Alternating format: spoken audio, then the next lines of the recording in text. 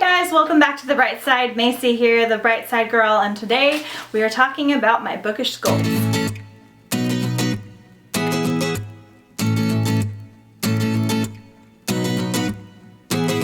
This is my first bookish goals video. So what this series is going to be is I'm going to be talking about the goals that I have that are specifically longer than a year or just a few months, that are something like bigger in the long term, that just things that I want to get done at some point. So today's video is going to be about how I want to read all of the Newbery Medal Award books. So the Newbery Medal Award book is awarded annually by the Children's Services Division of the American Library Association for the most distinguished contribution to the American literature for children published during the preceding year. It was named after John Newbery, the famous 18th century British publisher and seller of children's books. So basically it's like supposed to be like the best children's book of that year. And when I say children's, I mean like slightly bigger than a chapter book. So we're not going to give this to like picture books or like kid books. It's going to be something, you know, more like the BFG or something like that, that's a little bit more substantial. So at the filming of this video, I have read 13 out of 94 books because it started in 1922. It's 2018. So I don't even know if they've named the winner for 2018 yet or not. But I want to read all of these. I think that I'm going to read them in order. Let me know what you guys think of that. Some of these might be harder to find, particularly like the first ones. So I'm either going to read or listen to all of these books at some point in my life. So let me know if you guys think that I should read them in order or if I should just kind of pick them up randomly, despite the fact that I've already read some. So what we're going to do is I'm going to list the ones that I have already read and then just have a little chat about it. So the ones that I have read already are Hitty Her First 100 Years, which is from 1930. It's a story about a doll that goes on a bunch of adventures, and it's kind of sad, and it was a little boring but kind of sad and sweet. And I'm probably going to read it again if I go in order of these books, but I really enjoyed it as a kid. Then I read Caddy Woodland by Carol Ryrie Brink. I don't really remember much about it, but it was named about a girl named Caddy Woodland, and it's from 1936, and I really enjoyed that one, is basically all I remember. Then jumping up to 1959, I read The Witch of Blackbird Pond, which I own, absolutely love. It's about like the Salem witch trials and just everything that kind of went on there, but shortened down a little bit to be slightly more appropriate for kids. It's a really important story. I love it so much. It'll like break your heart and make you like feel the feels. It's so good. Then at 1961, I read Island of the Blue Dolphins by Scott Odell. It's just about a girl that befriends a bunch of dolphins, I think. It's probably way better than that, and I just can't remember it, and I'm not proud of myself.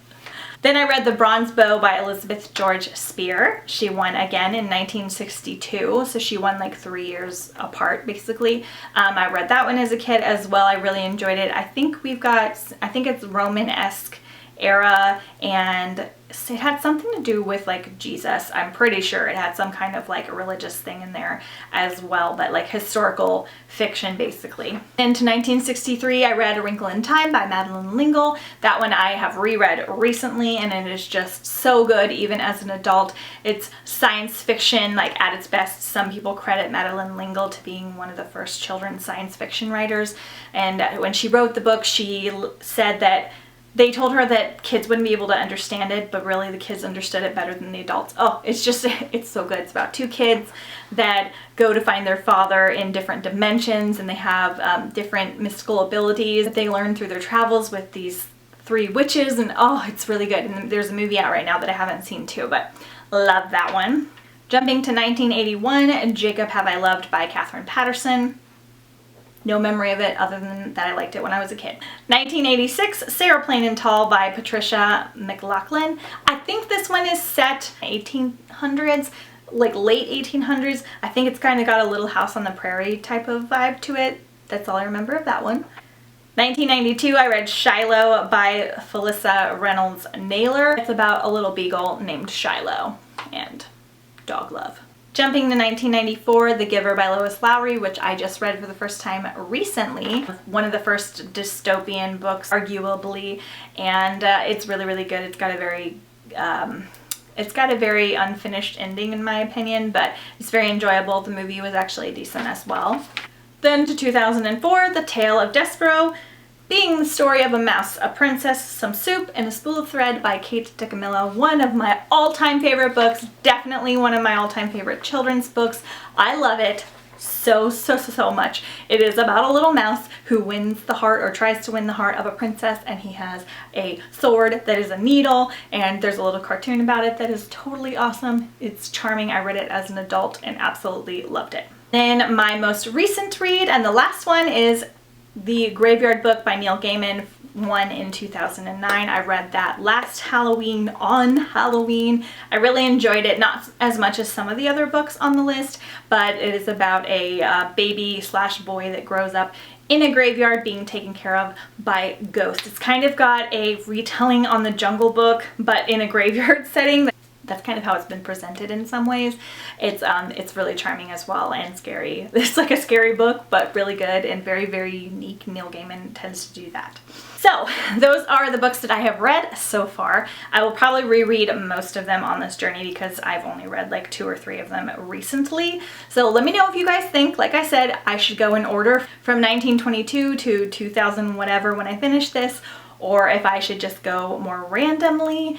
Help me decide, because I can't decide, because my organized heart wants to go in order all the way up to the newest one, but my my fun side wants to read them randomly as they appeal to me, if that makes sense. So if you guys want a complete list of all the Newbery Award winning books, you can find one of these little pamphlets at your local library, but you can also find it online as well, since it's a pretty easy list to come by. So let me know if you guys have read any Newbery Awards and what your favorites are in the comments down below, and I'll see you guys next time on The Bright Side. Bye!